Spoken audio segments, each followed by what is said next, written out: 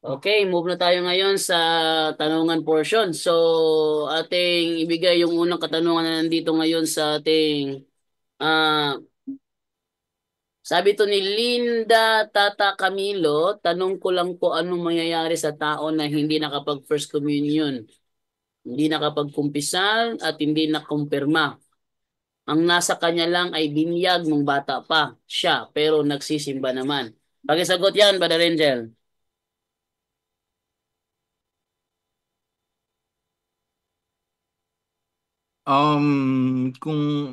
Kung alam niya, no, kung actually, CCC 843, with yung yung no fault on their own, walang ano yon, no, halimbawa hindi naman niya alam, but ang nagtataka naman ako, um bakit nakakapagsimba na siya at tapos nakakapag-communion siya, bakit hindi niya alam yung kumpil, no? Ibig sabihin active siya sa simbahan, kapatid. So, kailangan malaman kasi Catechism of Confirmation natin, ay necessity yun for baptism. Para makumpleto yun. Para makumpleto ang baptism mo, kailangan dumang ka sa kumpil, sa confirmation. So, delikado yun kasi ano yun, sakramento yun. No? Sacramental confirmation. Kapag nakamatayan niya, delikado yun kasi kulang siya. Kaya nga lagi natin sinasabi dito, ang sabi natin pa yun sa Kristo, kulang pa. Hmm? Dapat maging ganap ka. Ibig sabihin full. No? Kabuuan. Kaya nga the fullness of salvation is in the Catholic Church. Hindi pwede yung Bible study lang, hindi pwede yung pray-pray ka lang. Kailangan nandun yung pagsamba mo at yun, yung sa banal na Eucharistia ng ating Panginoon sa Kristo. So, yung confirmation na yun, biblically, inano ni, nasa biblical yan, instituted by Jesus Christ din. Kaya hininga ko kayo ng banal na Espiritu. So, mahalaga po 'yon sa kaligtasan ng tao. Anong mangyayari? Siguro mas maganda dahil hindi niya alam. So ipaalam mo rin na mahalaga ang mahalaga po ang kumpil sa isang tao at kung alam mo na ganyan, isabihin niyo na lang po, no? Kasi if lalo na kung kabisado niyo na, kilala niyo naman siya, 417 ng Santiago, malinaw yon, ang nakakaalam ng kabutihan, ngunit hindi ginagawa, ito yung nagkakasala. So, kung alam niyo po yun, mahalaga yun sa kaligtasan, sabihin niyo na lang po sa kanya, no? Para at least malaman niya, baka hindi pa niya alam yung aral ng simbahan. Bro Jando. Okay, thank you sa iyo, Brother Angel. At meron pang ibang tanong naman dito. Ito ay from Recolectados. Sabi niya, Bro JD, ano po nangyari sa soul ng mga namatay na tao before pa dumating si Jesus? And is it true po ba na the teaching of purgatory has been lately incorporated with the Catholic teaching? Pakisagot yan muna, Brother Junre. Yes, yes, Brother Jando. Wait lang ah. Ano yun bro? Ayun bro? Sabi niya dito is, ano pong nangyari sa soul ng mga namatay na tao before pa dumating si Jesus? And Mm. is it true po ba na the teaching of purgatory has been lately incorporated with the Catholic teaching? Okay. So ano ang nangyari sa mga kaluluwa ng mga tao before namatay si Panginoong Kristo at ang purgatory is incorporated? Okay, no? So incorporated with the teaching of the Catholic Church. I think the term is not appropriate, bro, no? Hindi sinabi ng simbahan yan na incorporated ang purgatory. Ang dogma of purgatory is defined by the church, hindi incorporated. Parang negosyo naman yan. Incorporated kasi parang negosyo eh. No? Hindi tama yung term na ginagamit. Sino yun bro nagtanong bro? Si Recolectados. Recolectados bro, recolectados, hindi tama yung term na incorporated na I don't know kung may nabasang ganyan pero as far as I know, ang dogma of purgatory is defined, hindi po incorporated. Defined po, ang ibig sabihin ng defined is pinagtibay. Hindi po siya ginawa. Kasi may narinig ako, si Rian Puentes, sabi ni Rian Puentes, defined by the church. Tapos tinignan niya ang term na defined sa diksyonaryo. Defined daw is establish or parang found, ginawa ng simbahan. But if babasahin mo ang document ng simbahan, defined means, defined ng simbahan means pinagtibay. Ano bang ibig sabihin ng pinagtibay? yan ay aral na, nireveal na ng Diyos yan, pero hindi klaro yung revelation, no? By means of parables like in Zechariah 3:39, no? Basahin nga natin Barijando ang Zechariah 39 Barijando. Sa 39? Oo. Hindi, So hindi ko sa pa, Old Testament pa lang mayroon hindi ng pala ako nakapaglabas ng Bible. Ikaw na. sige dito na lang sa akin, bro. Sa Old Testament pa lang mayroon ng pahiwatig baga, no? Ang Diyos about sa isang apoy na pagdadalisay. Basahin natin na ang Zechariah 13 verse 9, no? Ito yung dinefine ng simbahan, ano tong uri ng apoy na ito. Ito ating mababasa. Oy, wala rin ako palang Bible pa nakaprepare. Wait lang ha. Ayan. So ito. At aking dadalhin ng ikatlong bahagi sa apoy. So mayroong apoy na binabanggit dito. At sila'y dadalisayin ko na parang pilak na dalisay. At sila'y susubukin ko na parang pagsubok sa ginto. Sila'y magsisitawag sa aking pangalan. Akin silang didinggin. Aking sasabihin siya'y bayan ko at kanilang sasabihin ang Panginoon ay aking Diyos. So ito yung mga pahayag sa Bible, bro, na hindi malinaw, no? So sa mga church commentaries niyan, isa yan sa cross reference doon sa sinabi ni Panginoong Jesucristo sa Marcos 9:49 na kayong lahat ay dadalisayin sa apoy. So yun yung mga term na ginamit ng Diyos na hindi malinaw. So may mga tao na hindi naniniwala sa isang existed place, spiritual place na tinatawag sa simbahan na purgatory. Kaya dinefine ng simbahan. So that is the definition of purgatory, bro, no? Hindi po siya incorporated, no? Hindi incorporated ang ginagamit na term diyan. I don't know kung sinong nagsabi sa iyo nan incorporated, para namang negosyo 'yan, no? Defined ang tamang term. Basahin mo sa CCC, defined siya ang ginamit ng simbahan. Defined by the church, hindi po incorporated with the church. With pa talaga kasama, ibig sabihin may kasama ang simbahan sa paggawa ng doktrinang iyan. With, hindi mali po yung mga termino na ginagamit. At doon sa unang tanong kung saan ang mga kaluluwa before Christ ascension, kung babasahin natin ang John 3:13, sa John 3:13 ipinahayag ni Evangelista Juan ang kalagayan ng mga sinaunang tao, no? Before the ascension of Christ. So ito ang ating mababasa. At walang umakyat sa langit, kundi ang nanggaling sa langit, sa makatuwid bagay ang anak ng tao na nasa langit. So bago pa pala umakyat si Panginoong Jesucristo, yung mga kaluluwa ng mga namatay sa Old Testament ay hindi pa yun nakaakyat sa langit. Wala pa sila sa langit. That's why merong tinatawag na Abraham's bosom. Abraham's bosom in Luke 16, no? Luke 16 sa King James Version natin ito babasahin. Umpisahan natin sa 16:17 siguro. Or 22 na lang siguro agad, 20. Yan, sa King James Version natin basahin. May tinatawag na Abraham's bosom, kapatid, no, na napaparaunan ng mayaman at si Lazaro. So ito ating mababasa. And there was a certain beggar, ito yung si Lazaro, named Lazarus, which was laid at his gate full of sores, and desiring to be fed with the crumbs which fell from the rich man's table. Moreover, the dogs came and licked his sores. And it came to pass that the beggar died. So namatay yung pulubi and was carried by the angels into Abraham's bosom. So may tinatawag na Abraham's bosom. Nung namatay ang beggar, the beggar died, was carried by an angels into Abraham's bosom. So accordingly sa church teaching and commentaries of the church, tawag dito, yung mga theologians natin, Abraham's bosom is a paradise on earth. Paraiso din siya, para siyang langit. No? Para siyang langit. Babasahin ko na lang dito sa Catholic Bible Dictionary para talagang maano natin to. Catholic Bible Dictionary, what is Abraham's bosom?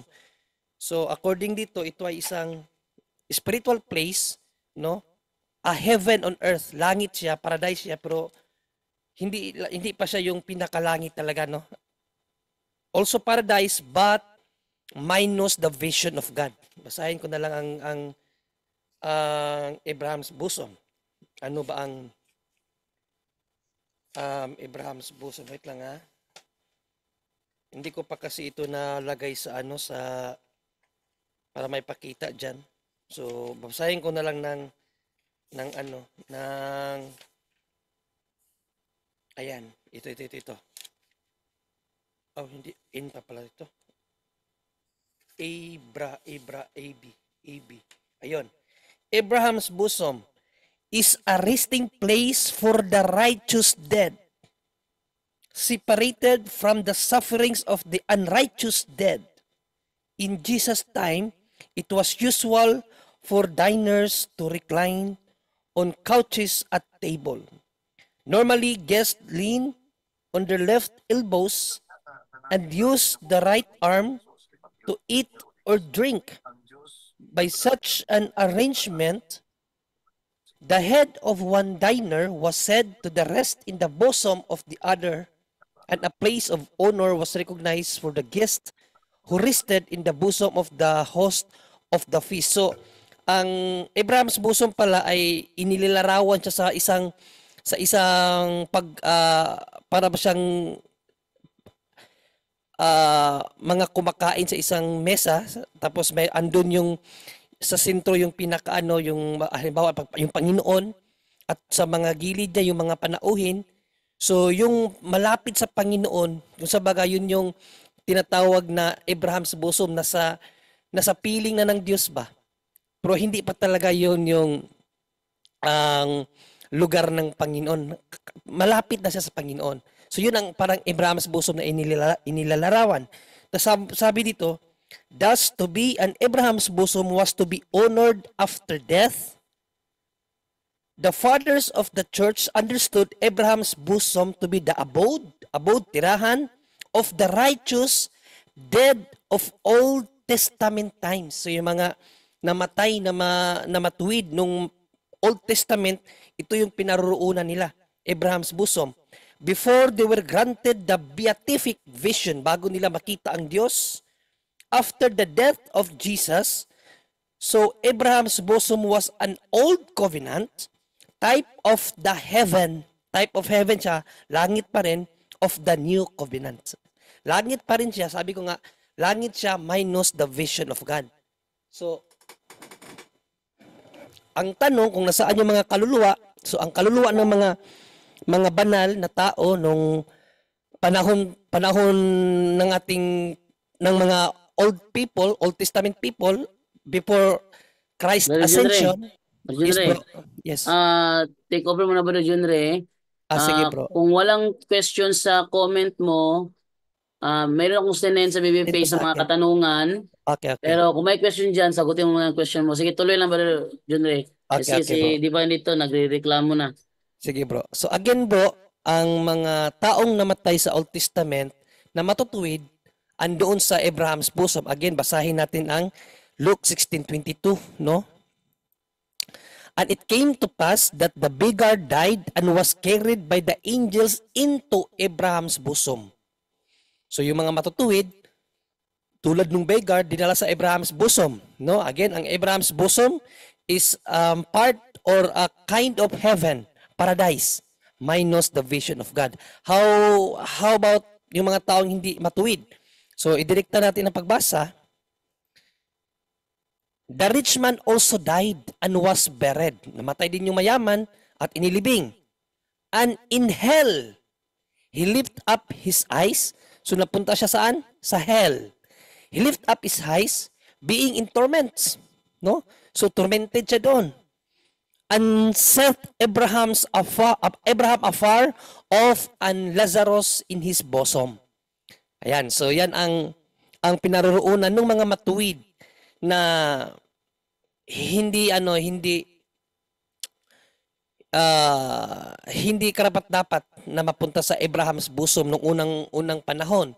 Pero dito kung uunawain natin, itong hell na ito is not hindi siya yung hell na tapunan ng mga demonyo. Bakit? Makikita mo dito na being in torment siya, sa hell siya, pagtingin na hilip tapisize, being in torment, torment nga siya, pero set Abraham afar of and Lazarus in his bosom. So nakita pa niya yung lugar ni Father Abraham. So meron po siyang tinatawag na beatific vision. No, nakikita pa niya yung mga banal nasa Abraham's bosom. Kasi sa impyerno kasi wala na dong beatific vision, wala ka nang makitang kahit ano. Kasi ang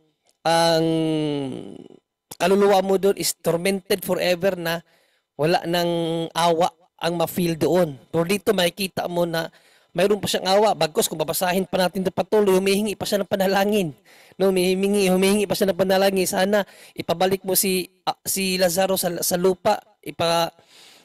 Ano mo yung kanyang kamay sa tubig para kahit paano mainitan itong aking dila dahil sa sobrang init.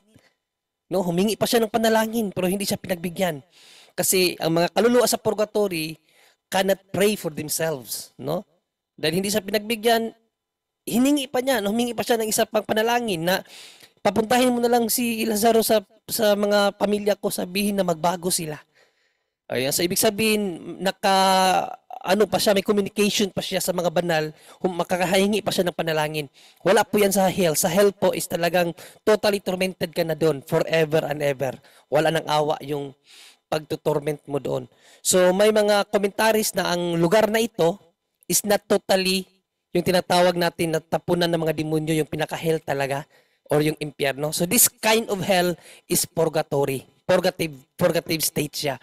So para sa purgatory to, no, according sa ibang commentary, no? Kaya so yung mga namatay na hindi pa matuwid, hindi naman din siya ganun kasama. So posible sila doon sa purgatory. At yun ang pinuntahan natin Panginoong Hesukristo nung namatay si Panginoong Hesukristo in 1 Peter 3:18 to 19, no? Ito ang ating mababasa sa King James Version. For as much 1 Peter 3, hindi 1 pala yun, no? 1:18 and 19, no? For Christ also hath once suffered for sins, the just for the unjust, that he might bring us to God, being put to death in the flesh, so namatay siya sa laman, but quickened by the Spirit, by which also he went, so mayroon siyang pinuntahan, and preached unto the spirits of prison. So yung spirits of prison na yan yung kinaroroonan ng mga kaluluwa, siyempre na wala pa sa kabanalan, no? So sa commentary again ng simbahan, dalawa din yan, either sa bosoms of Abraham and then purgatory. So yun ang kinaroroonan rekolektados ng mga kaluluwa na sinasabi mong namatay. Kung nasaan sila, either hell, yung pinaka-impyerno, siyempre pag halimbawa si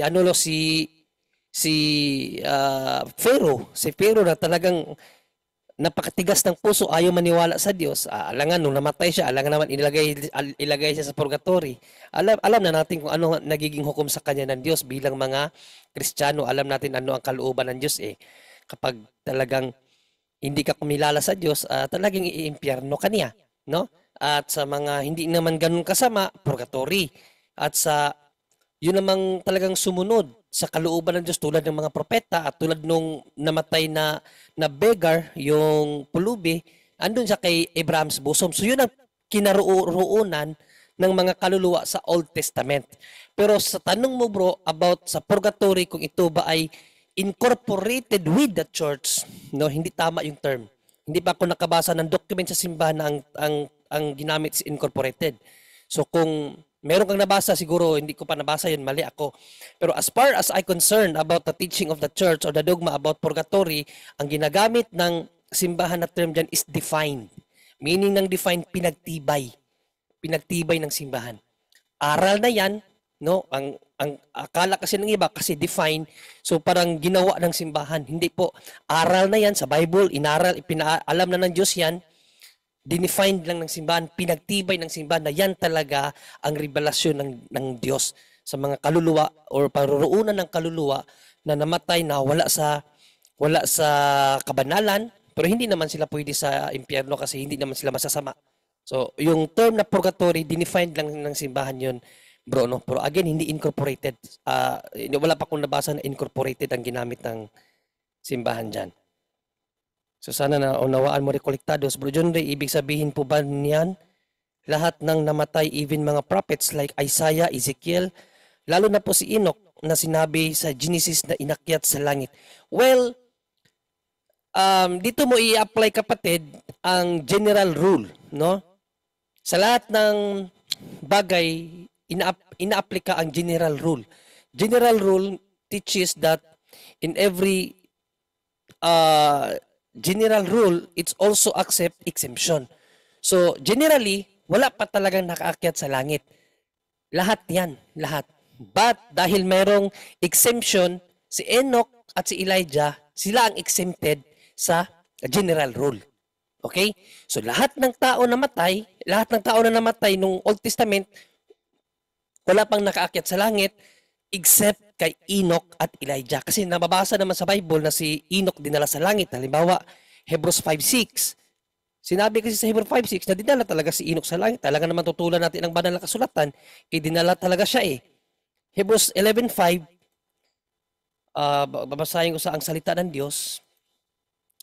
Talagang dinala si Enoch sa langit, no? So ito ang ating mababasa. Dahil sa pananampalataya, hindi namatay si Enoch, kundi dinala siya sa langit. So napakalino dito na dinala si Enoch sa langit. No? Si Enoch, dinala sa langit. Ayan. Hindi na siya nakita pa dahil dinala siya ng Diyos. Ayon sa kasulatan, dinala siya dahil nalugod ang Diyos sa buhay niya. So may mga exempted sa general rule. Ang general rule, wala pang nakaakyat sa langit. John 3:13. That is general rule. Wala pang sino man na nakaakyat sa langit maliban sa bumaba. Ibig sabihin natin Panginoong Kristo. Okay? So yan ang general rule. Wala pang nakaakyat sa langit. But in every general rule, it's also accept exemption. No, there is an exemption. At ang exempted doon si Enoch at Elijah kasi mababasa mo sa Bible, dinala talaga sila ng Diyos sa langit. Kapatid na rekolektados. And then, may iba pa bang tanong dito? Ilang beses na ba sinagot ang mga, hindi yan. Lang po sa pagsasagot sa mga argumento niya kasi, hindi, wait lang may nakita kong tanong dito kaganina, pero sino nga ba yun? Good evening, Brother John Day. Ito kay Ver Official. Bro, God PM, yung Lazaro ba na pangalan sa Ebanghelyo na may kasama mayaman, hindi ba nag-exist yun? Bakit may San Lazaro? Brother Angel, yung Lazaro na binabanggit sa Luke 16, tunay ba na Lazaro yun? At bakit merong tinatawag na San Lazaro, Brother Angel? Yun yata yung inaano mo, no? Natanong na yata dati yung bang Lazaro na binuhay ni Jesus at saka yung Lazaro na dun sa parable ni Jesus ay pareho. Hindi po pareho yun, no? Yun po yung mga yun po yung mga sinasabi natin Panginoon Kristo yung mangyayari, no, sa tao. During that time kasi wala pa nga, ano, hindi pa bukas ang langit during that time. So Abraham bosoms pa lang. So yun ang sinabi natin pa sa Kristo ng kahinat na ng mga tao.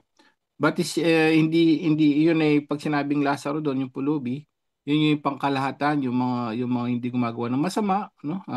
Kahit anong mangyari, kahit ikaw ay nahihirapan, huwag kang gumawa ng masama at yun ang mamayaman para sa lahat ng mga tao na ayaw tumulong sa mga mahihirap. So, yung San Lazaro, I'm not sure if that's Lazarus yung ba yung si Lazaro Bro John Ray, yung ba yung Lazaro na pulubi kasi that's just a parable. Ang Yes, most likely, yes, baka yung Lazaro yung kapatid ni na Martha at Maria. ang dalawang Lazaro ang binabanggit sa Bible, no? Yung Lazaro na binasa natin kaganina, yun yung parables. Mm. Parables na ginamit ni Panginoong Jesucristo sa isang lugar, so si Lazaro at yung mayaman. Pero mayroong Lazaro sa Bible na yun ang isa sa mga santo, no? Sa John 11:38, no? Na muling binuhay ni Panginoong Jesucristo, yun ang tunay na Lazaro, no? John 11:38. Si Jesus nga sa muling pagkalagim sa kanyang sarili ay napaparoon sa libingan. Yaon ngay isang yungib at mayroong isang batong nakatakip sa ibabaw roon. Sinabi ni Jesus, alisin ninyo ang bato. Si Marta na kapatid ni Yaong namatay ay nagsabi sa kanya, Panginoon, sa ngayon ay nabubulok na ang bangkay sapagkat may 4 na araw na siyang namatay. Sinabi sa kanya ni Jesus, di baga sinabi ko sa iyo na kung ikaw ay sasampalataya, ay makikita mo ang kaluwalhatian ng Diyos. Kaya't inalis nila ang bato at itiningin ni Jesus sa itaas ang kanyang mga mata at sinabi, Ama, nagpapasalamat ako sa iyo na ako'y iyong dininig at nalalaman ko na ako'y lagi mong dinirinig. Ngunit ito'y sinabi ko dahil sa karamihang nasa palibot upang sila'y magsisampalataya na ikaw ang nagsugo sa akin. At nang masabi niya ang gayon, ay sumigaw siya ng malakas sa tinig, Lazaro, lumabas ka! Siya na patay ay lumabas, na natatalian ang mga kamay at ang mga paa ng mga kayong panglibing at ang kaniyang mukha ay nangabalot ng isang panyo. Sinabi sa kanila ni Jesus, siya'y inyong kalagan at bayaan ninyo siyang yumaon. So ito yung Lazaro na sinasabi mo, sino nagtanong nito? So yung nagtanong no, ito yung Lazaro na sinasabi mong San Lazaro, no? Na yan ay pinsan po yan ni Panginoong Jesucristo sa tunay na buhay. Pinsan po niya yan, no, si kapatid ni Martha. Lazaro din ang pangalan. Pero yung Lazaro na binabasa natin kaganina na namatay, parables lang po yun Panginoong Jesucristo. Pero yung parables na yun is nagtuturo ng katotohanan na mayroong isang lugar na paroroonan ng mga taong namatay, kapatid. At hanap pa tayo dito ng tanong. Si Recolectado, sabi ni Recolectado, sa profession of the faith, sinabi, Jesus descended to hell. Sa mismong hell po ba yon o doon po sa lugar kung nasan yung mayaman o Abraham's bosom or mismong hell? Bro Wendell?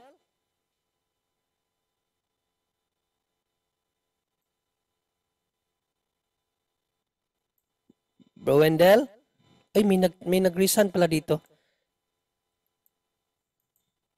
Ikaw na lang ang magsagot diyan, bro, na yung gamit sige. yung isang katikisim Yung katikisim natin, ano? na paggaganda yon. Sige. Saan nga ba napunta ang ating Panginoong Jesucristo, no? Ayon sa turo ng simbahan. Hanapin ko muna yung katikismo natin dito, no? Kasi mayroon tayong basihan. Wait lang, ha? Ito. Ito sa Doctrina Christiana by the Timeless Catechism of Saint Robert Bellarmine, no? Saint Robert Bellarmine. Si Saint Robert Bellarmine po ay isa po sa author ng nung ginagawang konsilyo sa Trento. So isa po si Saint Bellarmine doon ang humahatol. So dito sa kanyang aklat, inexplain niya kung saan talaga napunta ang ating Panginoong Jesucristo. Okay? So dito, basahin ko para sa kaalaman ng lahat. So sa page 31, explanation of the 5th article. In the 5th article, it is said, He descended to hell. On the 3rd day, He rose again from the dead. I desire to know what hell means there. So ano ba ibig sabihin ng hell doon na pinuntahan ni Panginoong Jesucristo? So ito ang sagot, no? Hell is the lowest and deepest place in the whole world. That is the center. Additionally, in many places, Scripture opposes heaven to hell, as if it were the highest place to the lowest place. Moreover, in that abyss of the earth, there are 4 distinct caverns. Tandaan natin to, no? Sa pinakamababa daw, or itong hell daw, ay mayroong 4 distinct caverns of 4 great receptacles. One of the dam, yung talagang tapunan sa mga demonyo, which is the deepest, yun yung pinaka ilalim.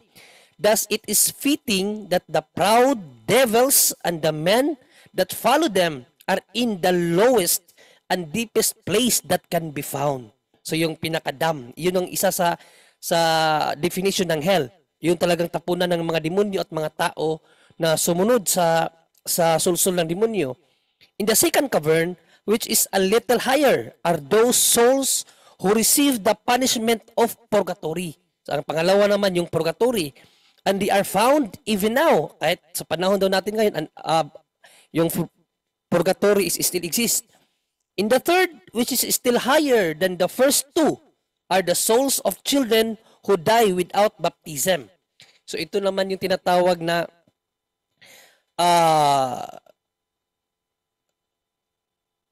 yung sa lugar ng mga bata na namatay na hindi nabinyagan, kasi sa First Vatican Council, sa panahon ni Pope Benedict XVI, inalis na to, hindi na aral ng simbahan to, pero sa First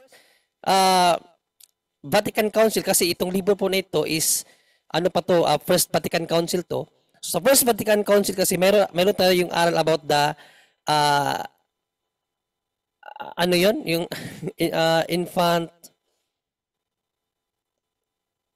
ano ba yung term nun, Brother Angel? Sa Latin, ano nga ba yung Latin nung bosom of Abraham? Limbo of the infants, no? Limbo of the infants. So merong aral lang simbahan about limbo of the infants. Ang limbo of the infants, based sa turo ng simbahan sa First Vatican Council, is pinaroroonan ng mga batang namatay na hindi nabinyagan. So yun yung sa turo ng simbahan sa First Vatican Council. So isa yun sa hell, definition ng hell. And then dito, these are not tormented by the eternal fire. So hindi sila tinutorment ng eternal fire. Yung infant, limbos of the infant, no? Walang apoy doon. Parang paradise din yon, minus the vision of God. But only the punishment of loss, punishment of loss lang yung hindi nila makita ang Diyos. That is, they undergo the loss of the beatific vision. Hindi nila makita ang Diyos, beatific vision. In the fourth, which is higher than the other 3, there live the souls of the patriarchs, prophets, and other holy men that had died before the coming of Christ. So, anong lugar to? Even if their souls had no need of purgation, so hindi na sila idadalisay kasi matutuwid na sila, nevertheless, they could not enter into glory until Christ had unsealed the gates of eternal life by His death, no? Hanggat hindi mabuksan ni Panginoong Jesucristo ang mga kalangitan para makapasok sila, naghihintay ang mga taong ito. So anong lugar to? This is why, as long as they were compelled to stay in the place which is called the limbo of the fathers or the bosom of Abraham. So isa sa hell is yung bosom of Abraham, which they lived in so far as they were away from punishment. They could rest in joyful quiet, waiting for the coming of the Lord with great jubilation. And thus, in the gospel, we read, the soul of Lazarus, the poor man, was carried to rest in the bosom of Abraham, where he seemed to be the rich man, where he seemed to the rich man to be in sumptuous feast. The latter, ang pinakahuli, burning in the eternal flame, lifted his eyes and saw Lazarus was in a far higher place, surrounded by great joy and consolation, perceiving the fruit of his suffering. So, there is no doubt that he descended to the limbo of the Father. So, wala nang pagdadalawang isip na ang Panginoong Jesucristo talaga, nung namatay siya, ang pinuntahan niya talaga, yung descended into hell, ay limbo of the fathers daw. No, limbo of the fathers, no doubt daw. But, and he rendered them, bless on the spot, and lead them to the kingdom of heaven. So, dinala na niya yung mga taong banal doon sa langit, no? And then likewise, in no other places of hell also, he offered himself to be seen. So, sa Panginoong Jesucristo, matapos niyang dalhin yung mga kaluluwa ng mga banal doon sa langit, He offered himself also to be seen. So saan lugar niya in-offer ang kanyang sarili na makita? By terrifying the demons by his victorious triumph. So pumunta siya sa pinaka-impyerno, dismaying the dumb, no? Dismaying the dumb. Dinismaya niya yung mga napunta pa doon, no? Dinismaya niya as the supreme judge bilang isang mataas na hukom. But the souls of purgatory, so pumunta rin siya sa purgatorio by consoling as the advocate and liberator. So kinukonsol niya, kinocomfort niya, no? Console meaning comfort, as the advocate, no? Bilang manlalaban nila, bilang tagapagligtas, liberator. For Christ so descended to hell as he entered as king to the prison, that he would visit the miserable and show favor to each one. So accordingly, ayon sa katekismo natin na ito, yung descended to the dead, meaning ang pinuntahan pala ni Panginoong Jesucristo doon, pumunta siya sa purgatory, pumunta siya sa bosoms of Abraham, and then pumunta rin siya sa pinaka-hell, sa impyerno talaga. Ang reason niya kaya pumunta siya sa hell, to dismay, para padismayain yung mga hindi kumilala sa kanya. So yun po kapatid na na rekolektados. Ibigay naman natin dito sa Zoom kasi may nagtaas pala dito. So brother Tim. So bro Tim, good evening. Ayun, good evening po, Bro John Ray. Yes, good evening kapatid. Bali yung unang question ko po, follow up lang po dun sa may limbo of the infants, clarification lang po. Kasi nabanggit po kanina na sa First Vatican Council po yun. Clarification lang po. No. Ibig po ba sabihin, kinorek po ba yun ni Pope Benedict yung naging lathala po ng First Vatican Council na kumbaga may insufficiency po doon, kaya niya po ba yun kinorek?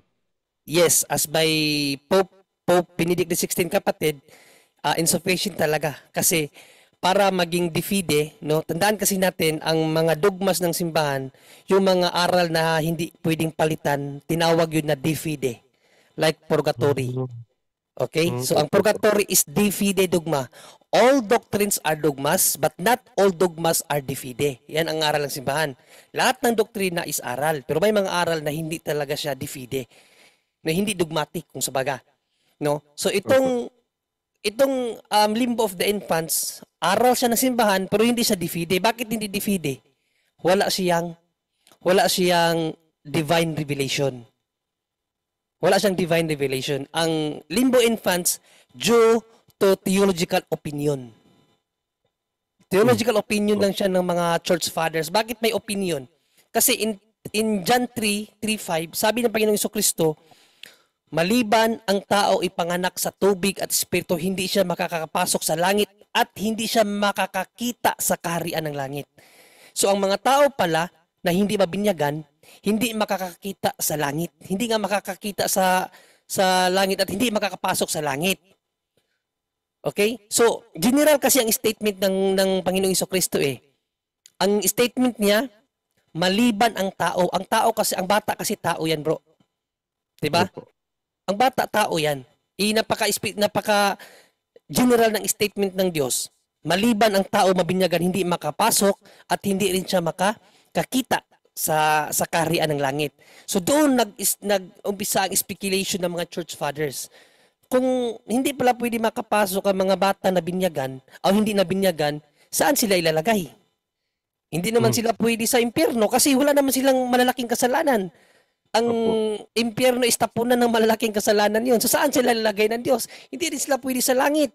Hindi rin sila pwede sa purgatory. Kasi pang personal sin yon. Yung mga lugar na yan, pang personal sin. Yung purgatory and impyerno, personal sin ang ilalagay doon. Ang bata na namatay, anong personal sin niya? Wala pa naman siyang personal sin. Ang tanging kasalanan lang ng batang namatay is original sin. Diba? So, hanggang sa umabot sa panahon ni Pope Francis, walang divine revelation na mayroong lugar na tinatawag na limbo of the infant. Okay? So, kaya sa statement ni Pope Benedict XVI, yung lugar na yan is inalis na niya. Bakit? Isa din kasi sa reason ang sinabi ng Panginoong Jesucristo. In Matthew 18, 1-3, unawain natin itong maigi. In Matthew 18, 1-3, basahin natin to. Ano ang sinabi ng Panginoong Jesucristo dito? Matthew 18, 1-3. Ito ang sinabi natin Panginoong Jesucristo, mga kapatid, no? Nang oras na yaon ay nagsilapit ang mga alagad kay Jesus na nangagsasabi, sino nga baga ang pinakadakila sa kaharian ng langit? No? So ito yung tanong ng mga alagad, sino nga baga ang pinakadakila sa kaharian ng langit? At pinalapit niya sa kaniya ang isang maliit na bata. Oh, grabe no. Bata agad ang kinuha ni Panginoong Jesucristo para malaman ng lahat. At inilagay sa gitna nila. Bata ang kinuha niyang example. Ang mga bata pala ang pinakadakila, no? At sinabi, katotohanang sinasabi ko sa inyo, malibang kayo'y magsipanumbalik at maging tulad sa maliliit na bata, sa anumang paraan ay hindi kayo makakapasok sa kaharian ng langit. Nakuha mo? Bro, Opo, bro. nakuha mo ang sinabi ng Panginoong Jesucristo. Maliban tayong malalaki, maliban na tayo ay maging katulad ng mga bata, hindi tayo makakapasok sa langit. So therefore, ang mga bata, mayroon na silang access to heaven, kapatid. Opo. Nakuha mo? Opo. Pero sa aral ng simbahan, siyempre hindi naman tayo certain, kasi tao lang tayo. Sa aral ng simbahan, ang mga bata na namatay na hindi nabinyagan, ay ipinapasa Diyos sa awa ng Diyos. Hindi sinabi ng simbahan na sila ay automatic nang nasa langit. Yung mga hindi nabinyagan yung mga hindi nabinyagan. Kasi ang certain lang na aral natin, yung mga nabinyagan na mga bata na namatay, siguradong langit yon. Pero yung mga hindi nabinyagan, kaya nga sa CCC natin, anong CCC yun, Brother Angel? Basahin natin. 1621, Brother Angel? Or Wait lang. Ano yun? Yung hindi, Oh, Yung hindi 2116 nabinyagan? yata. Oh, 2116, no? Or Tingnan mo, straight one, 1621. 1621. 1621 yun, 1621, oh. Para mabasa nating lahat, no, ano ang pinakaturo ng simbahan sa mga batang 1261, namatay. bro. 1261. Okay, 1261. 1261, okay? Para sigurado tayo sa ating mga pinagsasabi dito, no? So tingnan natin ang pinaka-teaching ng simbahan kung saan napupunta ang mga bata na hindi nabinyagan. Okay, so ito ang ating mababasa, kapatid. Ayan, so ang nakasabi dito, as regards children who have died without baptism, so hindi nabinyagan, the church can only entrust them. Ipinagkatiwala na lang ng simbahan to the mercy of God as she does in her funeral rites for them. Okay, so yan ang pinaka-teaching ng simbahan, Hindi sinabi ng simbahan na yung mga batang namatay na hindi binyagan ay siguradong langit. Hindi sinabi ng simbahan yan. Entrust. Siyempre, ang simbahan, tao lang. Hindi naman hukom ang simbahan. So kaya nga ang sabi lang ng simbahan, entrust them to the mercy of God. Pero sa mga bata na namatay, na nabinyagan, langit na yun, sigurado yun. No? Pero again, basahin natin ang pahayag ng Panginoong Jesucristo, Matthew 18:1-3, maliban ang mga taong malalaki ay hindi maging katulad ng mga bata, hindi makakapasok sa langit. So therefore, may possibility na ang mga bata, possibility hindi ko sinabing assurance, possibility na yung mga bata na matay na hindi nabinyagan, posible nasa langit din. Kapatid? Opo. Next question po, bro. Yung regarding po dun sa kay Lazaro po tsaka yung mayaman. Kasi kung mapapansin po natin, may beatific vision pa yung mayaman eh. Mm-mm. And yung mga nasa purgatorio po, sila yung mga nililinis para maging karapat dapat makapasok ng langit. Ibig po ba sabihin nun, although parable lang naman po yun, yung po bang mayaman na yun na, kasi wala rin tayong mababasa sa Biblia na nagngingit-ngit na yung ngipin niya yung kagaya ng mga na-experience nung nasa impyerno. Correct. So, is it to say po bang maisip na itong mayaman po dun sa parable ni Kristo is may chance ba itong makaakyat po? Okay, Bro Angel, sagutin mo, Bro Angel. Yes, exactly, kasi kagutulad na sinabi ng si kanina ni Bro Junri, no? Apat na klase kasi ang hell. Actually, yung Hades, Sheol, iba-iba, no, yung term, no? But ang pinaka-ano diyan yung Gehenna, no? Yung ayon sa simbahan. Yun ang pinaka-deepest.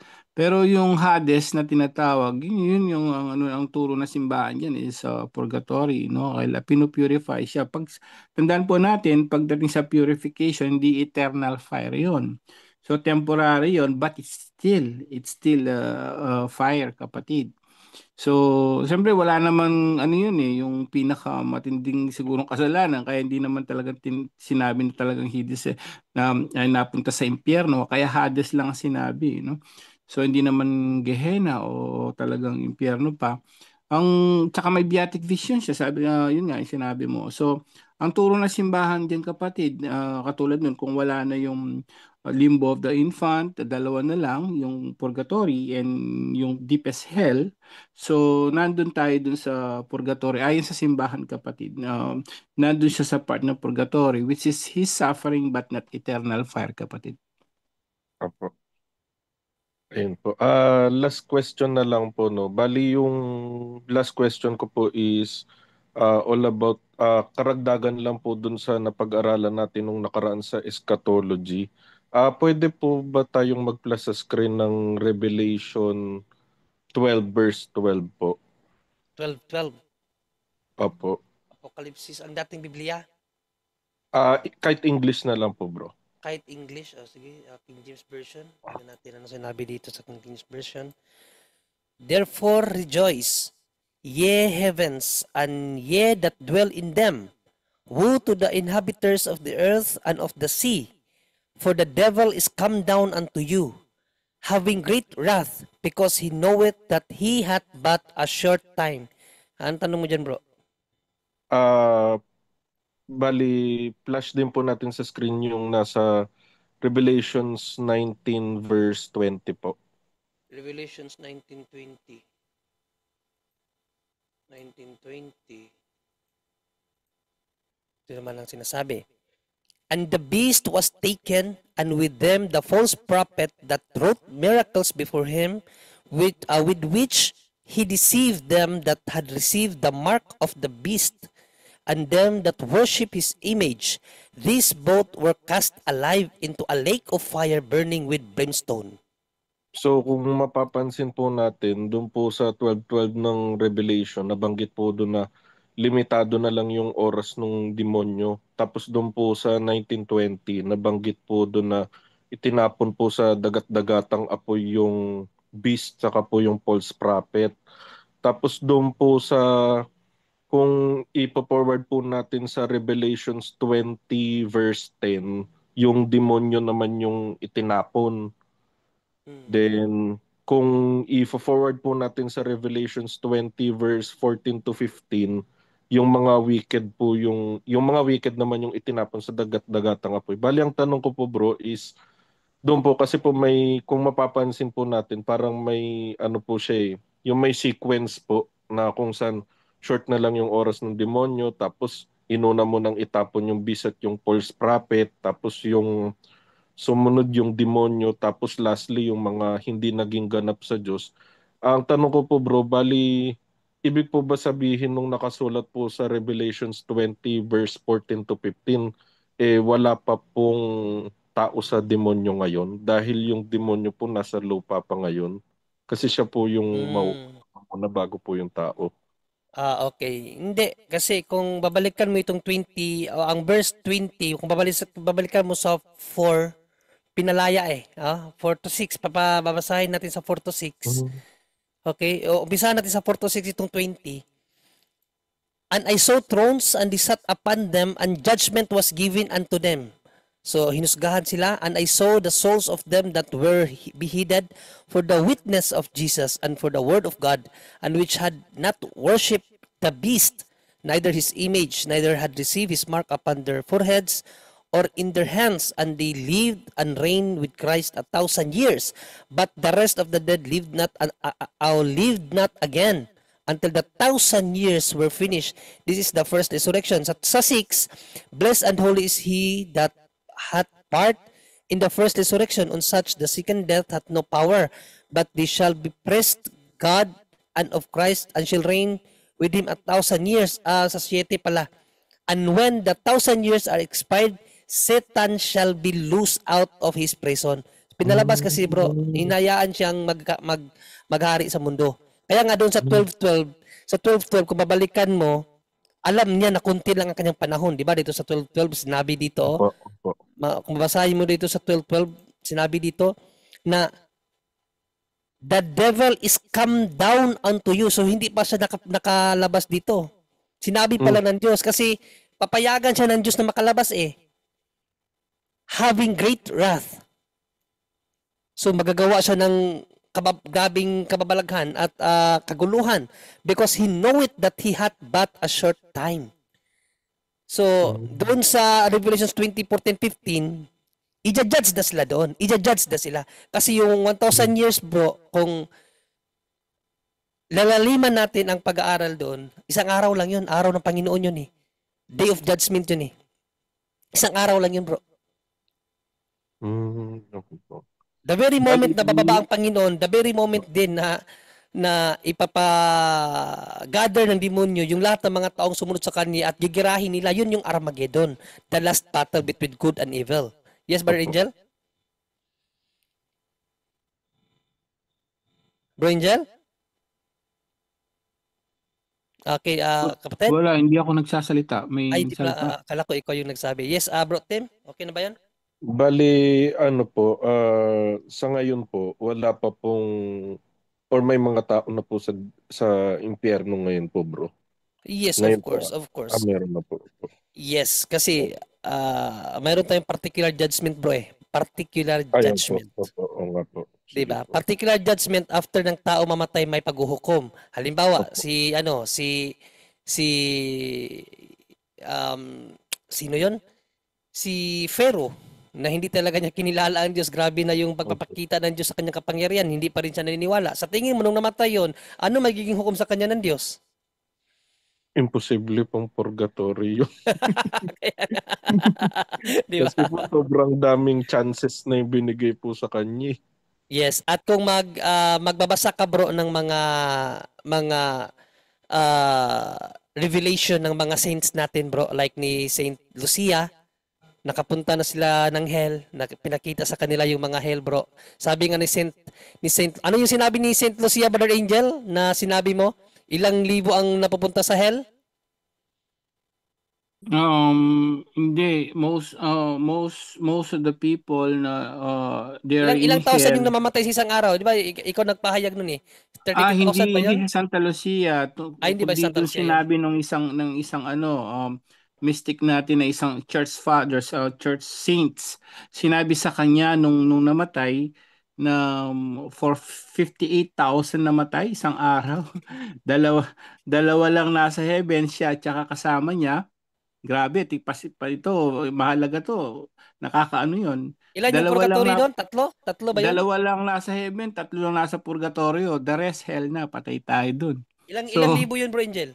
58,000 or 60,000. 58,000? Grabe. And people are, ang daming kaya ngayon, 100 to at least 50 to 100,000 dying a day. And yun na nga ang ganun kahirap. At Jesus sinabi niya yun, makipot ang pinto, papunta lang. Kaya nga, sa dami ng natin, no? Sa dami ng, 'di ba? Sa dami ng even from Old Testament, hanggang New Testament. Kaya yun ang lagi ko sinasabi rito, fullness. Hindi tayo pwedeng magpakampante. Ay, okay na ako rito, maligtas na ako. Walang ganon. Mas lalo na yung mga born again. Tinanggap lang si Kristo, ligtas na. O, patay tayo doon. No? Bumili ka nito. Bro Tim, bumili ka nito. Opo. Bumili ka nito. Ito revelation to ng mga ng simbahan, yung mga tao na napunta ng hell.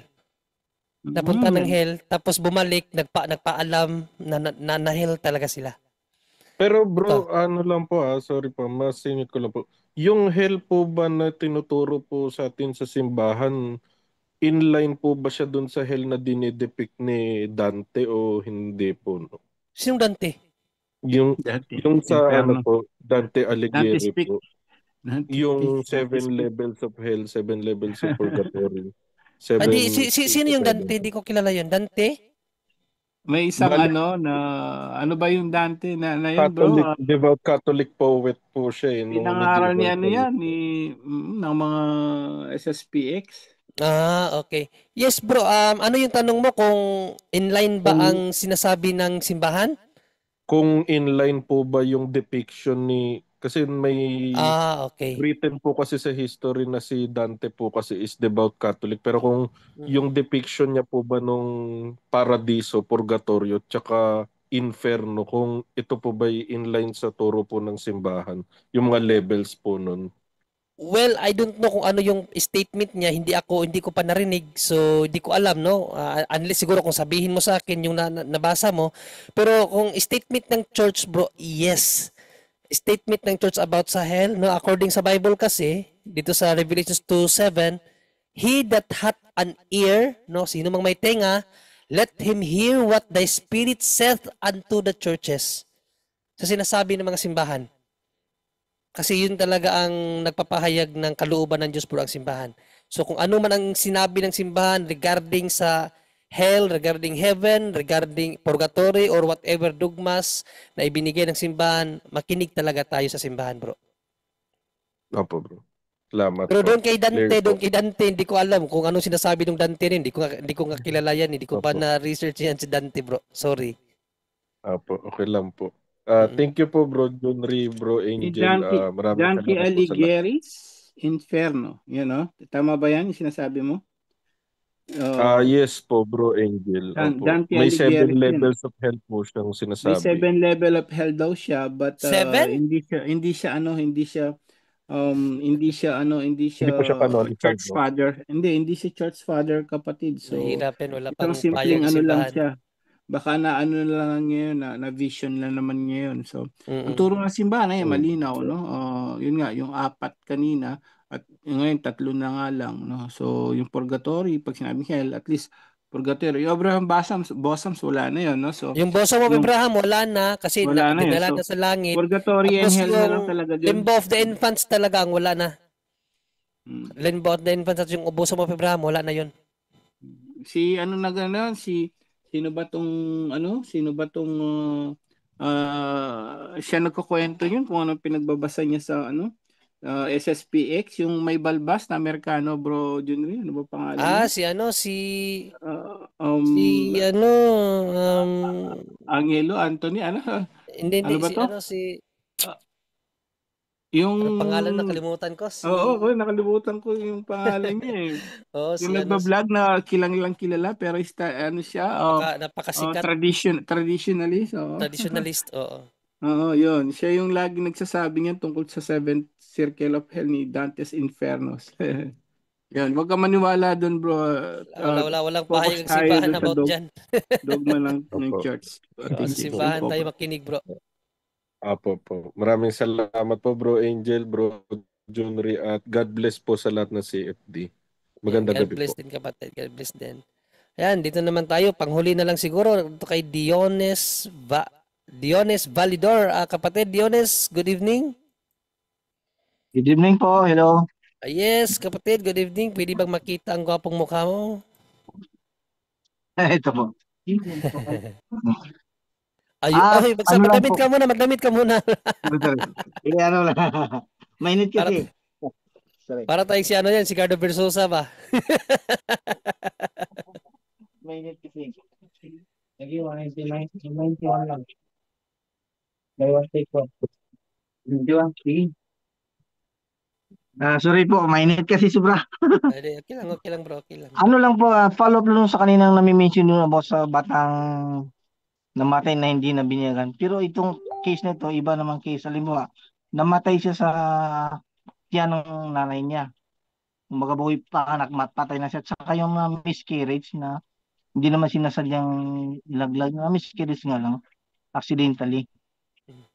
So may kaligtasan ba yung mga yan o paano pang turo ng simbahan doon?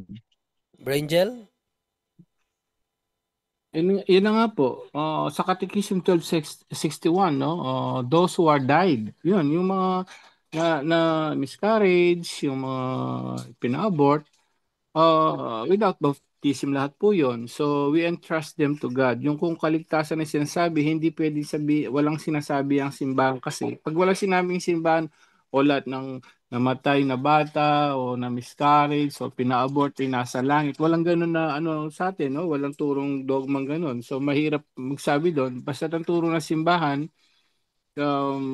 yun nga, no? Ang turo ng simbahan dyan, we entrust them with to the God mercy, kapatid. 1261 of Catechism of the Catholic Church.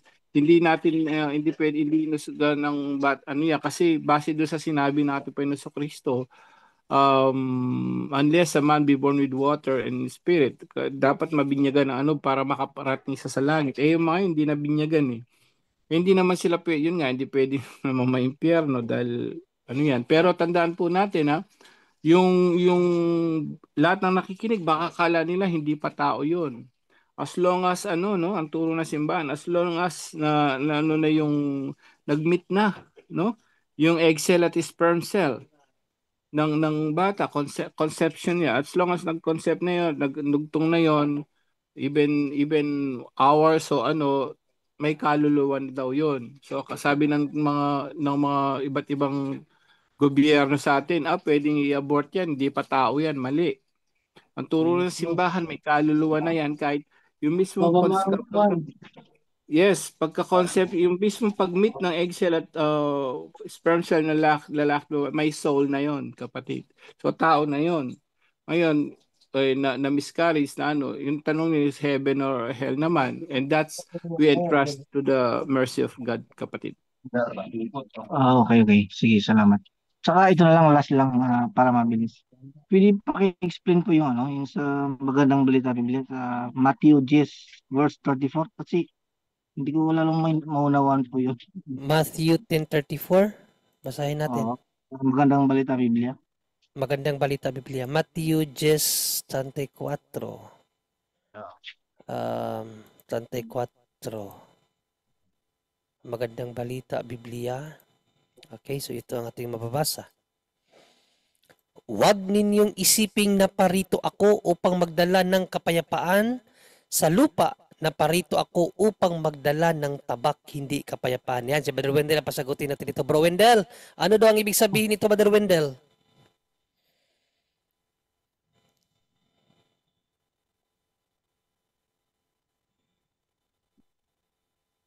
Browen, nandiyan ka pa, Browen?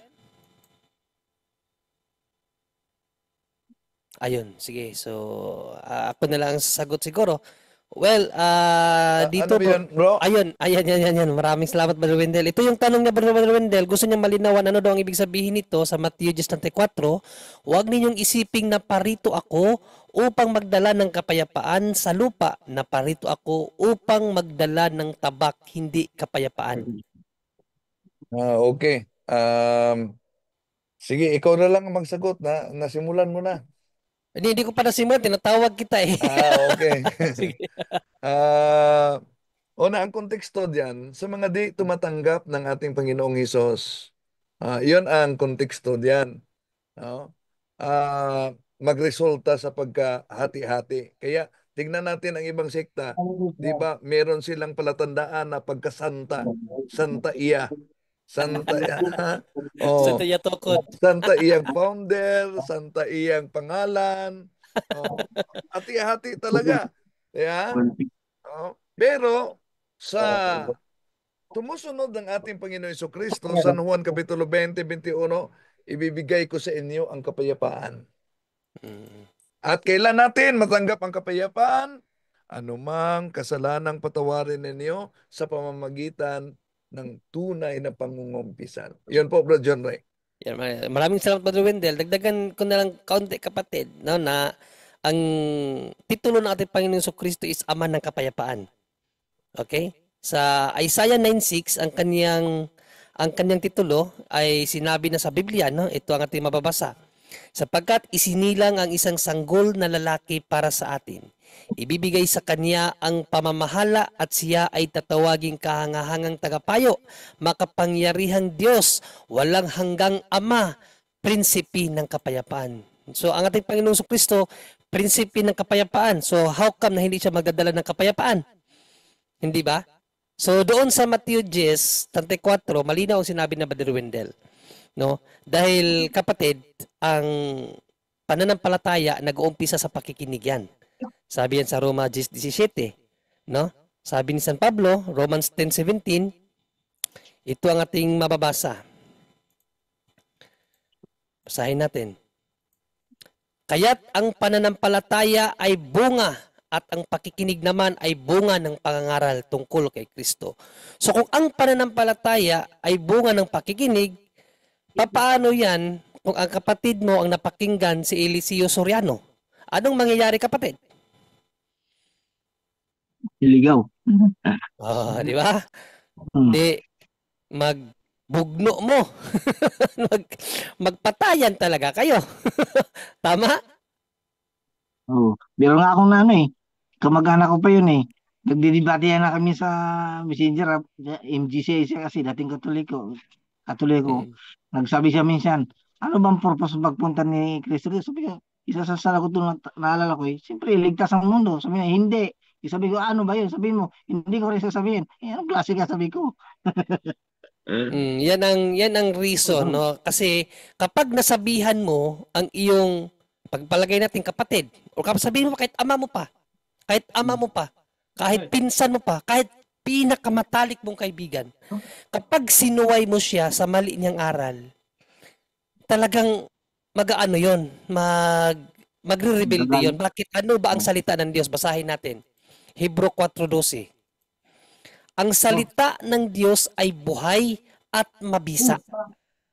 Mas matalas kaysa alinmang tabak na sa magkabilay may talim. Ito'y tumatagos maging sa kaibuturan ng kaluluwa at espiritu ng mga kasukasuan at buto at nakakaalam ng mga iniisip at binabalak ng puso. So every time magngorek ka ng isang tao, kapatid, gamit ang salita ng Diyos, kapag hindi niya nagustuhan kasi tinatamaan siya sinasabi mong salita, talagang re-resback yun. Kaya magkakagulo talaga, bro. Nakuha mo na yung sinasabi ni Panginoong Jesucristo na hindi siya magdadala ng kapayapaan sa iba. Bakit? Hindi nila gustong tanggapin ang katotohanan. Yan ang sinabi ni San Pablo sa 2 Tesalonica 2. Umpisahan natin sa 10 hanggang 12 ito, no? Ito ang sinabi ng Apostol na Pablo. Gagamit siya ng lahat ng uri ng pandaraya sa mga mapapahamak dahil ayaw nilang mahalin ang katotohanan na makakapagligtas sana sa kanila. Dahil dito hayaan ng Diyos na sila'y malinlang ng espiritu ng kamalian at maniwala sa kasinungalingan. Sa gayon, mapaparusahan ang lahat ng natuwa sa paggawa ng kasamaan sa halip na maniwala sa katotohanan. So may mga tao talaga na hindi na makikinig, bro. May mga tao na hindi na makikinig sa salita ng Diyos. 2 Timothy 4:3-4, no? At 2 Timothy 1:1-4-3. So ang daming talata na talagang may mga tao na hindi na makikinig, no? Sa salita ng Diyos. Ito, basahin natin to 4:3-4. Sapagkat darating ang panahon hindi na sila makikinig sa wastong katuruan. Sa halip, susundin nila ang kanilang hilig. Maghahanap sila ng mga tagapagturo na walang ituturo kundi ang ibig lamang nilang marinig. Hindi na sila makikinig sa katotohanan. Sa halip ay ibabaling ang kanilang pansin sa mga katahang isip. So, yan ang nangyayari sa atin ngayon. Kahit pa kapatid mo, kahit pa magulang mo, dahil nga gusto nila yung pabor sa kanila na aral. May mga nangangaral na ngayon na okay lang yung masturbation. Gusto nila yung, kaya doon sila makikinig. Papangaralan mo yung, pag sinabing Katolik, may impyerno kaya, talagang World War III ang mangyayari. So yun ang ibig sabihin sa Matthew 10:34, bro, na magdadala siya ng kaguluhan sa pamilya. Kasi yung isa, ibang aral ang napakinggan, ikaw nag-iisti ka sa aral ng Katoliko, nang sinaway mo siya sa kanyang maling aral, ayun na, World War III lang ang mangyayari, bro. Totoo yan. Naniwala naman ako. At may Marami kasabihan nga, Bro Jones, may kasabihan nga no na when you tell the truth, you sabi nga when you tell the truth, you will have a lot of and you will make an enemy. To So, correct, tama. Oo. totoo yun. Kapag ka kahit sa Katoliko naman, kapwa Katoliko, ako nga yung mga, sabi ko nga sa inyo, yung mga kamag-anak ko, yung mga, lalo yung mga pamangking ko, mga hindi kasal sa, mga hindi kasal sa pare, hindi sa kasal sa ano, pag sa group chat na ako, sasali na ako, takbuhan na sila eh. Mga pamangkin, alam na, no? Mga pinsan. Kasi alam nila, word of God ang sasabihin ko lagi eh. Takbuhan na sila. O, hindi naman sila galit na person talaga, but natatakot silang magipag-ano sa akin, makipag-usap. Dahil lagi ko sinasabi, yung turo ng simbahan, turo ng ano. So, yun ang ibig sabihin niya, kapatid. When you tell the truth, you will make a lot of enemy talaga. Totoo yun. But ang sa atin naman mahirap yung 4:17 na Santiago. Kapag alam mong ang mabuti hindi mo ginagawa, nagkakasala ka, sin of omission. Kaya madalas pag nakikipag-usap ako sa mga kamag-anak, sinasabi ko yung aral ng Diyos, aral ng simbahan. Kaya pag ako na mag-aano sa kanila, umiiwas na lalo yung mga pamangkin, yung mga bata. Alam na yung mga bata ngayon no? Makamundo, makaano. So hindi nila tatanggapin talaga yung salita ng ng Lalo na mga katotohanan. Brother Angel, mga bata na Oo. mahilig sa computer na ngayon, nako, nagre-rebelde Yung na. mga kabataan lahat, hindi lang yung mga kabataan, kahit yung mga walang alam pa sa no, alam nila, nagsisimba naman sila, yung mga nominal ba, nahihirapan din sila.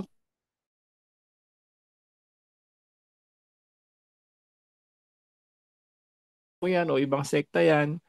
And that's the meaning of that na yung truth kasi that's Jesus. So pag binigay mo si Jesus, sabi nga ng isang pare, when you preach Christ in a secular world, sabi niya ganun, no, you will make a lot of enemy. Tama, hindi nila tatanggapin si Jesus. Yun ang sinasabi diyan kasi alam mo, malayo kasi yung utos ni Jesus sa kamunduhan. Lahat ng tao ngayon, puro kamunduhan, materialism, no? Pansariling kaanuhan, no? Pleasure, pleasure.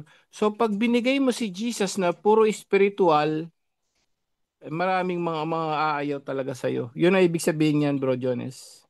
Oo, sa totoo lang, sa experience ko, pag lagi akong member sa kakilala, kaibigan, member ng family, minsan natatawa sa akin, sinasabihin na, ayaw naman si pastor. Pero hindi ako pastor, katoliko ako. Nagtuturo ako na isisira ako ng Yes, yun na mabuti nga para yun. sa Yun inyo, na yun. para sa inyo, hindi sa akin. Umpisa na yun ang patama. Hindi, matagal-tagal na rin yun. Pero sa akin lang, gusto ko lang makapag-share, di ba sabi, Mm. ipahayag nyo, ipalaganap ang mabuting balita. Sinasabuhay ko lang ba? Tama yung ginagawa mo, bro. Kasi Oo. gampanin talaga natin yan. Oo, Make gusto ko sure lang lang na makatulong ngayon. tama yung pinipreach natin. Yan lang ang siguraduhin natin. Okay, salamat magandang gabi. God bless, bro. God bless. Bro Jimmy, Ayun. marami kang tanong dito. Islas mo bukas sagutin natin. May mga turo ka, may mga tanong ka sa channel mo. Magaganda yung Oh, mga tanong bro. Yung isa, paano daw kapag bumili siya ng nakaw na gamit, gano'n. Bukas na lang po maganda. lahat 'yon. Sige, sige, Magaganda yung sige. mga tanong. Sige. I-islas mo na lang bro para hindi mawala. Oo. Bukas sagutin natin yung ibang mga tanong. Sige bro. Sige, sige. Mamaya, bukas anuin ko. So sa mga tanong, may tanong dito na nagustuhan ni Brother Angel, papasagot natin to kay Brother Angel bukas. So titignan ko para masagot ni Brother Angel mga tanong na magaganda daw. So ayan, since medyo naririnig pa si kapatid. Bro Jones, paki-mute. Minimute ko na yan. Bro Jando, andyan ka na Bro Jando? Si Bro Romer, walang mukhang marami nang alam sa spiritual warfare, Bro Romer. Nandiyan pa ba si Bro Romer? Walang nagtanong about spiritual warfare, no? Bro Romer, Andyan si Brother Romer. minsan naman halos lahat sa kanya. Tiyempuhan talaga Minsan eh. naman Minsan halos lahat sa kanya. sa kanya lahat. Minsan naman nataon sa iyo po, Brother Angel, minsan din sa akin. Minsan naman sa iyo lahat, doctrinal lahat. Ganun talaga, ganun talaga. Sabi nga ni Kuya Kim, weather yan. Okay, so, Bro Jando? Andyan ka na bro, hindi wala ka pa dyan? Ayan, so wala pa siguro, no? Nagpatulog pa yun ng bata or baka pati siya natulog na rin. Okay, so mga kapatid, in behalf sa Punto por Punto team, no, na pinapangunahan ni Father Darwin, Brother Wendell, at ni Brother Jando na nagpapatulog pa ng bata, nagpapasalamat po ang lahat, siyempre una-una sa Panginoong Diyos at sa lahat ng mga kapuntos na walang humpay na sumusubaybay at na nagtitiwala sa programang ito. Parami po tayo ng parami, so keep on sharing lang po mga kapatid and like, ano, at sa mga hindi pa po nakapag-subscribe, please do subscribing, no, to Punto por Punto channels at sa lahat ng mga channels ng kasamahan namin dito, no, kay Brother Wendell, Pananampalataya at Katuwiran, kay Brother Romel Palma, Katotohanan ay ating pag-usapan, Brother Aljan, ang Bro Junrey, kanya, yes bro, tinitingnan ko yung ano mo, yung mga viewers mo, bro. Mas marami pa sa punto por punto ngayon. Napansin mo? Mas marami pa. nahak kasi, Na, nahak eh. hinak mo si punto por punto. Mas marami na, bro. Sabi ko, mas marami na kinabukasan, titingnan ko rin. Mas marami pa rin ang viewers mo. Anyway, thank you. Congratulations. Almost 20K ka na, almost. Oo nga eh, China all. China all.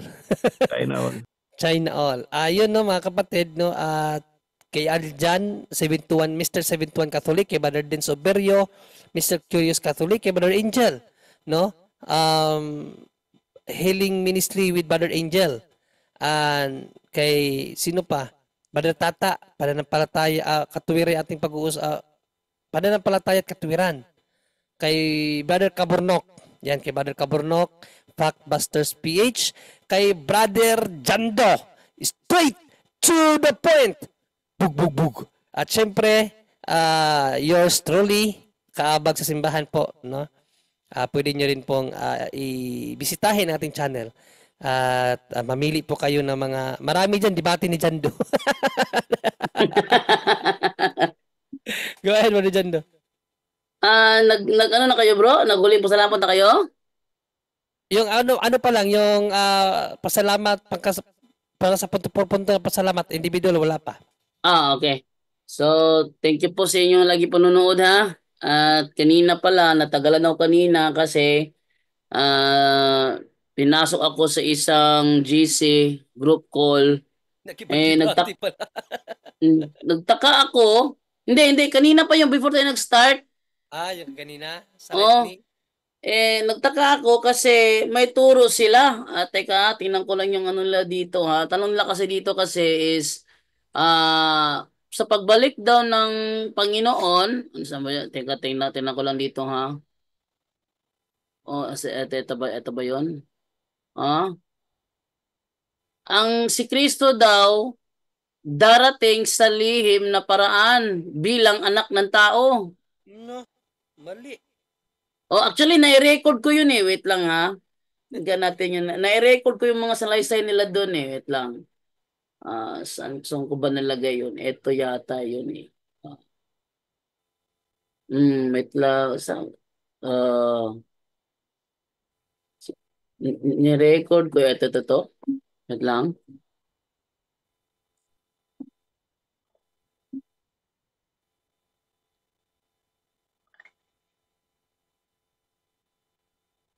Ito. So, ano yun natin itong parte na ito ng kanilang talk kanina. Ito ba kasabi Alam mo ba kung paano babalik yung Panginoong Hesus sa lihim na paraan? Ano ba dito yung palihim na paraan? Ito ba ay babalik siya sa katawang tao or sa espiritu na anyo? Kanina natanong ko ito pero may mga kapatid na, ayan, hindi pa rin nakuha yung tamang sagot. Ayan, siguro this time. Alam nyo, may sumagot ng A. Ano yung sagot ng A? Siya ay babalik sa bilang Diyos na nakasakay sa ulap, yun ang A. Yung B naman, hindi ko alam. Yung C naman, magbabalik siya sa bilang bagong anak ng tao. Magkakatawan tao siya. Ay, makukuha na natin mga kapatid. Pero, ang tinanggap niyang sagot, yung letter C. Saan? Sa katawang tao daw. Ayan. Oo. So, sa lihim, ito ba yung pagbabalik niya sa katawang tao or sa espiritu na anyo? Brother Jan ay babalik sa katawang tao daw. Ayan. Okay. Yes. Amen po. At saka si Brother Mac babalik sa katawang tao. Kuya Duki ay katawang tao. Sige, send mo yan kuya sa private message kuya kay Sister Jen kuya para makita ako doon kuya after ng fellowship mabakread ko. Yes. So how about naman sa iba na mga kapatid kuya? Things key. And then after, so yes, katawang tao po. So actually, yung mga sagot nyo ay tumpak. Oh? So yung mga sagot na A, B, hindi tinanggap niya. Ang tinanggap niya sagot yun lang C. Ano yung C? Magbabalik siya bilang katawang tao. Hindi nitong aral na ito ng Eastern Lightning. So ang ginawa ko, abang ako nandoon, kino-comment ko yung yung sinasabi sa Gawa 1:11. Pakita natin yung sinasabi sa Gawa 1:11. Sabi ko, anong klaseng turo ito pinagtuturo nyo dito sa lungat sa Biblia? Sabi sa Gawa 1:11 ganito. Sabi nila, kayong mga taga Galilea, bakit kayo nakatayo rito at nakatingin sa langit? Itong si Jesus na umakyat sa langit ay magbabalik gaya ng nakita ninyong pag-akyat niya. Ano to sinasabi niyong lihim na pagbalik? Ayun, dahil kinokontra, Hayag. oh, ito hayag na hayag to, no? Gawa 1:11, siya'y babalik sa paraan kung paano siya nakitang umakyat sa langit. Nung una is, sabi ng isang member doon, magkakaiba kasi tayo ng pananampalataya, kapatid. Sabi ko naman, magkaiba nga. Kasi yung pananampalataya nyo, kulto. Nagalit sila. Wag naman ganyan magsalita. Totoo naman talaga. Salunga to. Ano pang sabi ni Sabi nila, 2 beses siya magbabalik, Brother John Ray. Itong turo ng Eastern Lightning, 2 beses siya magbabalik. Una, sa palihim na paraan bilang anak ng tao. So, magbabalik siya bilang anak ng tao sa lihim na paraan. Sabi ko, teka, ano kasi sinasabi sa Mateo 24 Sabi sa Mateo 24, pag may nagsabi sa inyo, nandoon siya o nandito siya, huwag kayong maniwala. Kasi sa pagbalik ng anak ng tao, mula silangan hanggang kanluran, makikita siya. Tapos sabi nyo na babalik sa lihim na paraan. Tapos, pagkatapos nun, muling aakyat to sa langit. Pag namatay, umakyat sa langit. And then, magbabalik siya sa 3 beses. Sa 3 beses, yun na ang kanyang public appearance. Yun yung sinasabi sa Biblia na siya magbabalik sa the same na pag-akyat niya. Mali! Bakit? Kasi yung mga talata, kasi nilatag ko yung mga talata doon sa GC. Nilatag ko, sabi ko doon. Doon sila nami-message kay Jean Lee. Sabi ko, mali yung sagot. Mali yung sagot. Kasi sa lungat yung sinasabi dito sa Hebreo 9:28. So nilabas ko yung sinasabi sa Hebreo 9:28. Anong sabi dito? Etong sinasabi Yan Ganito sinasabi. Ganoon din naman, minsan lang namatay si Kristo nang inihandog niya ang kanyang sarili para alisin ang kasalanan ng mga tao. At muli siyang babalik dito sa mundo, hindi na para akuing muli ang kasalanan ng mga tao, kundi para iligtas ang mga tao na naghihintay sa kanya. Sa Bisaya kasi nito, nasabi kasi Bisaya, mupakita siya sa ikaduhang higayon. Siya magpapakita sa 2 beses. Bakit? Yung unang beses siyang nagpakita, yun yung 2,000 years ago. 2 beses, ito na yun. Muli siyang papakita sa 2 beses, hindi dahil sa kasalanan, kundi para iligtas yung mga naghihintay sa kanya. So, ito na ngayon yun. So, sabi 2 beses, ba sabi nyo 3? Etong problema. Tapos yung iba kasi, nagpapansin ko, dinidiskusyon ako sa comments sa GC. Sa madaling salita, yung nakikinig sa kanilang group call, ako lang yata yung hindi membro doon. Kaya ni-record ko at magandang talakayin natin to para mailantad yung kanilang mga maling turo. Yon yung yun lang tinagal ko kanina kasi na ko doon na-stuck ako doon kanina.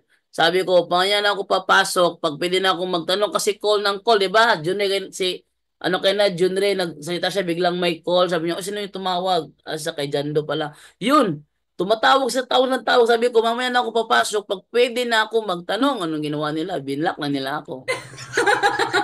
Ayun, kasi, sinabi ko nila doon, nirecord ko ito at ilalabas ko to sa publiko tong ginagawa nyo rito. Anong kasinungalingan itong mga turo ninyo. Yun. So, anahan ko to ng schedule para talakayin ko to itong maling turo na ito ng Eastern Lightning, no? Mag-alit na kayo sa akin, bahala kayo. Okay, so move na tayo ngayon sa huling insight. Pasalamat at yung unahin. Brother Aljan bagat na. Brother Aljan, ikaw muna mauna. Wala na? Wala na si Aljan? Tingnan ko nga, sino nang nandito ngayon? Wala na nga si Aljan. How about Brother Romel? Wala Brother Romel. Brother Romer na lang. Brother Romer ng bukid noon. Okay, Bro Jando. Sa lahat ng mga nanonood, God bless us all. Good night and Ave Maria. Back to you, bro. Bro, nakasagot ka ngayong gabi? Wala. Walang spiritual warfare, bro. Natanong. Wala. Walang tanong about spiritual warfare? Wala. Nakinig lang ako, bro. Okay. So, at least andyan si Brother Romer, di nawawala kahit walang tanong. Ang mahalaga, nandiyan tayo at laging ready pag may nagtanong. Okay. So, atin naman ibigay naman ngayon kay Brother Wendell. Tapos Brother Wendell, wala na. Wala na rin. So, Brother Junre, ikaw na lang. Yes, nagpasalamat na ako ganina. So, for the second time, maraming salamat mga kapatid. See you tomorrow and God bless all. Natin ibigay naman ngayon kay Brother Angel naman. Brother Angel? Amen. Praise the Lord. Muli, maraming salamat po. Una-una sa Diyos, no? Sa lahat sa kanyang kalwalhatian, kapurihan, magpakailanman. Thank you, Father God. Thank you, Jesus. Thank you, Holy Spirit. Thank you rin po kay Mama Mary. So, paalala po sa atin lahat, tignan nyo rito, no?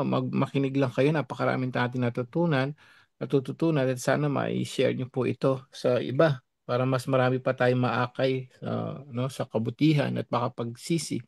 No, makapagbalik loob.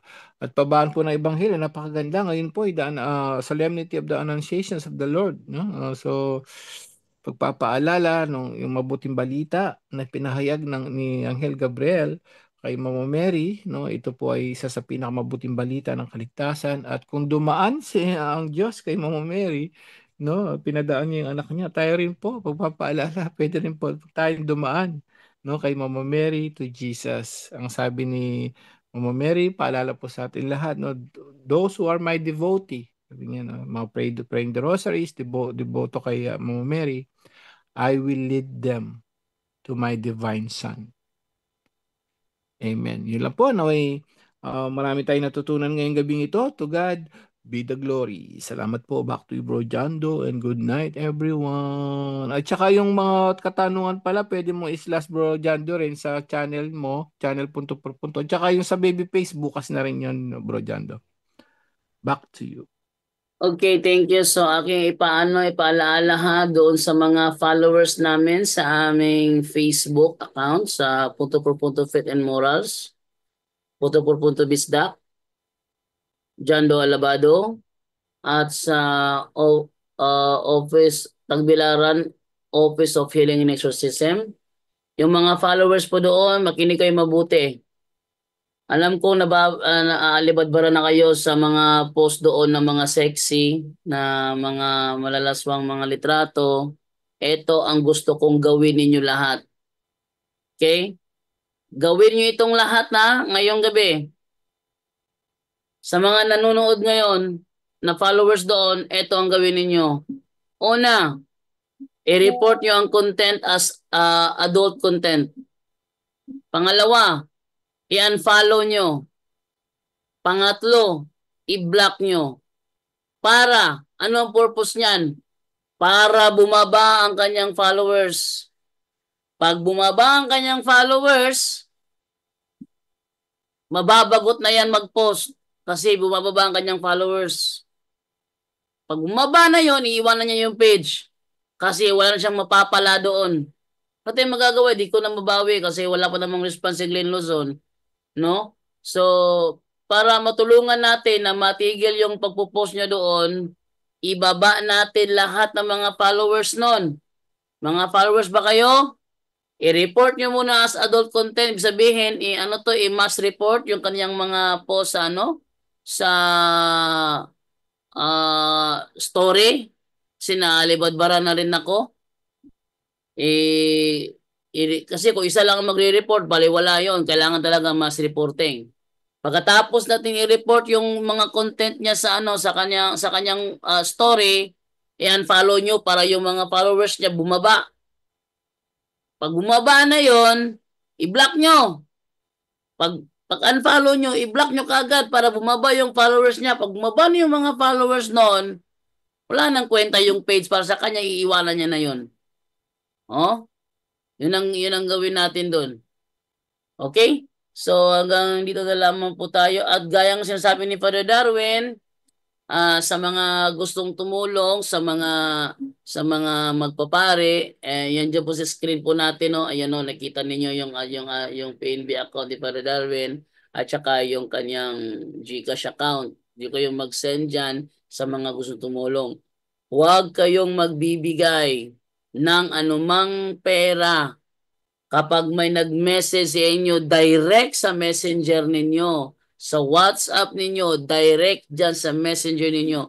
Dahil sabi ni Father Darwin, hindi na siya nagre-reply. Dahil nyo hindi na siya nagre-reply.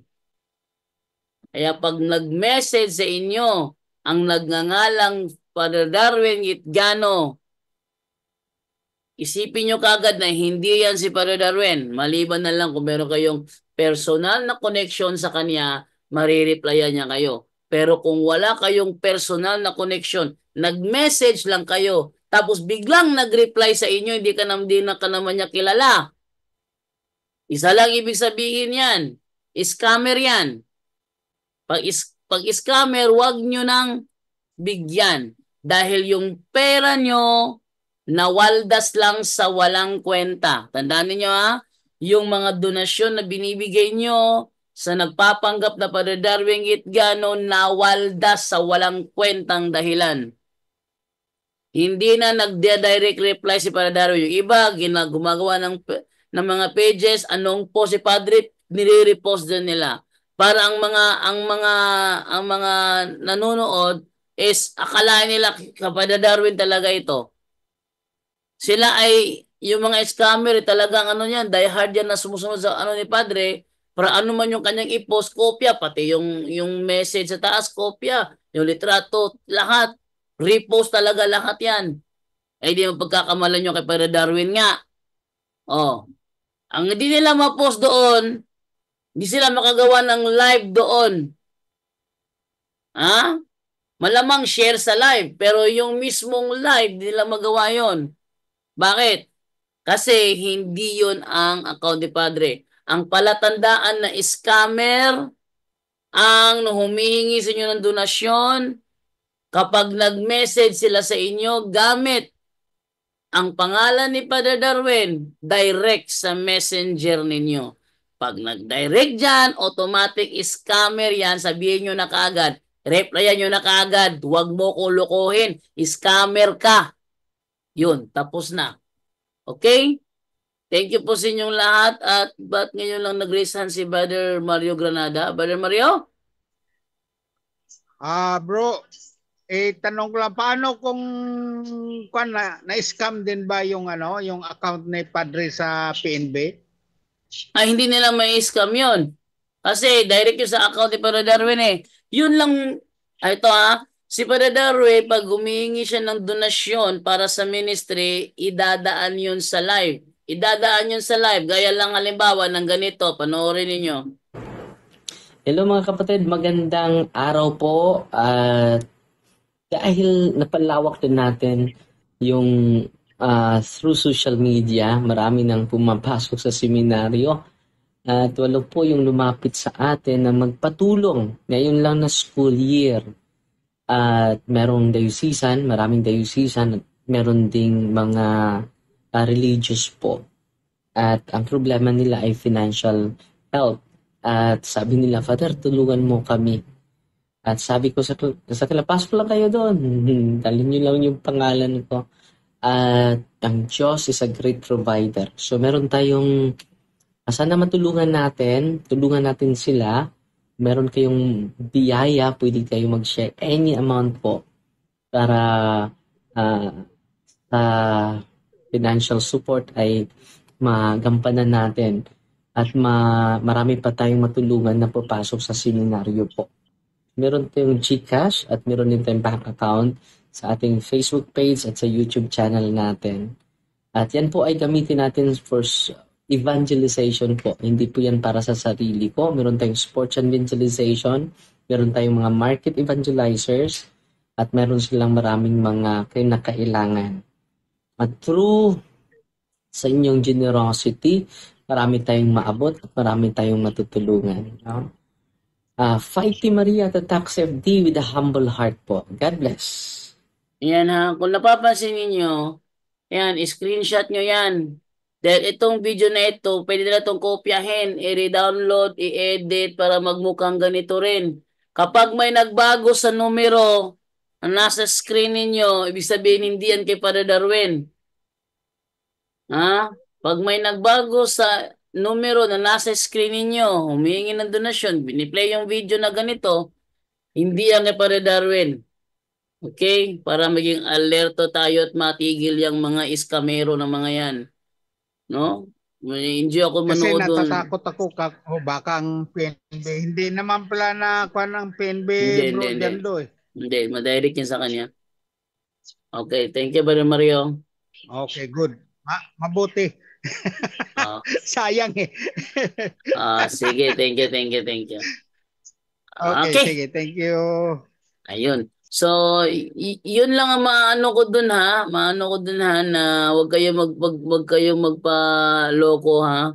Dami mga scammer ginagamit ang pangalan ni Father Darwin para makalikom ng pera. Okay. So, salamat po sa inyong lahat. Time to say goodbye na po para sa gabing ito.